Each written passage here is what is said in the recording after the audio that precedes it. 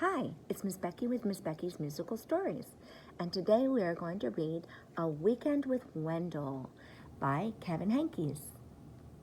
And I see a W for Weekend and Wendell. On Friday afternoon, Wendell's parents dropped him off at Sophie's house.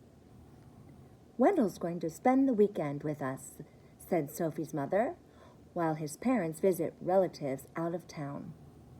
"Oh boy," said Wendell. Sophie didn't say anything. Oh, it looks like Sophie's a little worried. I wonder why.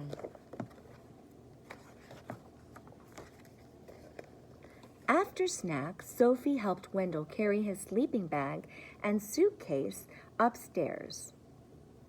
"Well, what are we going to do now?" asked Wendell. "Do you have any toys?" Sophie pointed to her toy chest. "Is that all you've got?" said Wendell. "I've got a million times more than that. What else is there to do around here?" "We could play house," said Sophie. "Only if I can make the rules," said Wendell. That doesn't sound very nice. Doesn't take turns. So they played house, and Wendell made the rules. He was the father, the mother, and the 5 children. Sophie was the dog.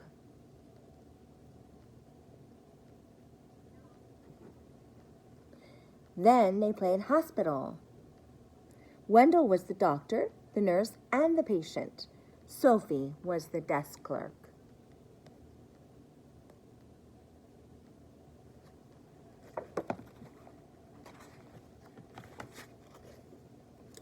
When they pretended they worked in a bakery, Wendell was the baker and Sophie was a sweet roll. "Isn't this fun?" said Wendell. Sophie didn't say anything.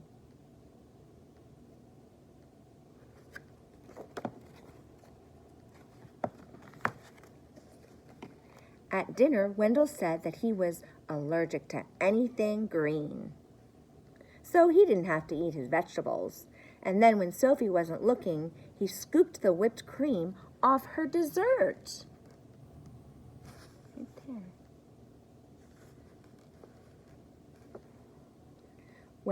When is Wendell leaving?" whispered Sophie. "Soon," said her mother. "Soon," said her father.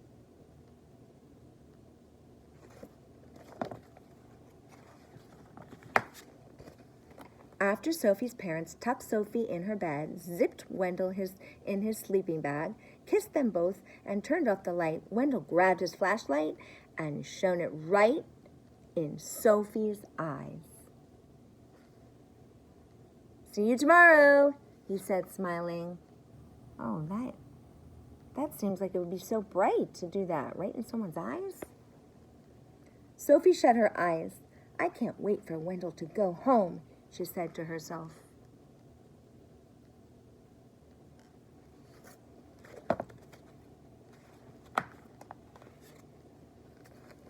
On Saturday morning, when Sophie woke up, there was a lumpy blue monster jumping up and down on her bed.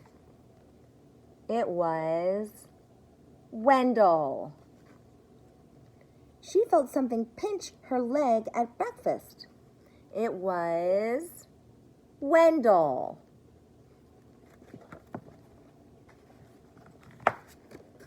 She heard scary noises coming from the bathroom closet.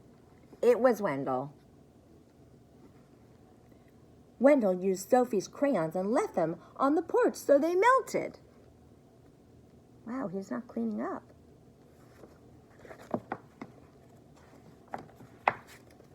At lunch, Wendell finger painted with his peanut butter and jelly. "Isn't this fun?" said Wendell. Sophie didn't say anything. "When is Wendell leaving?" whispered Sophie. "Soon," said her mother. "Soon," said her father.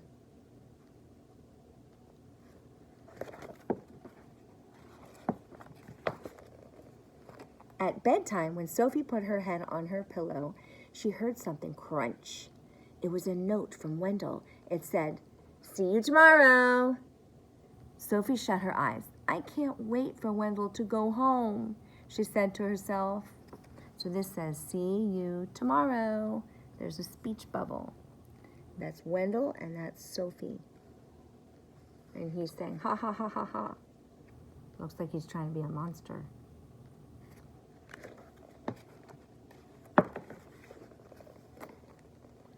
Before Wendell's parents picked him up on Sunday morning, he tried to make a long-distance call. He wrote his name on the bathroom mirror with toothpaste.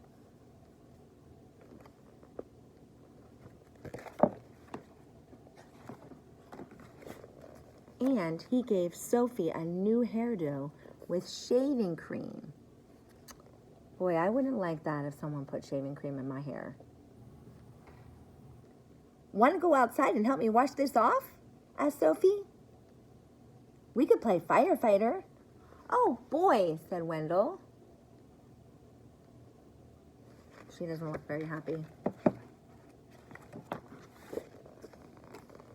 So they played firefighter, and Sophie made the rules.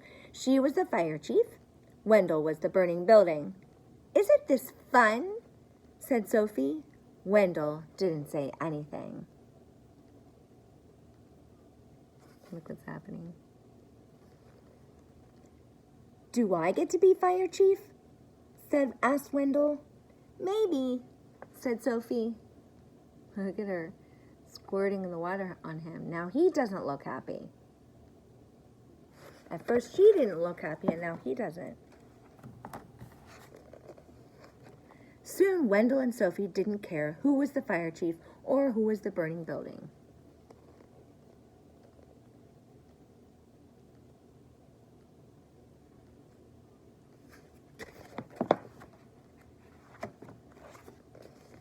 "Time to go," said Sophie's mother. "Time to go," said Sophie's father. "Already?" said Wendell. "Already?" said Sophie. Looks like they're now having fun. "When is Wendell coming back?" asked Sophie. "Never," said her mother. "Never," said her father. I wonder why they said never.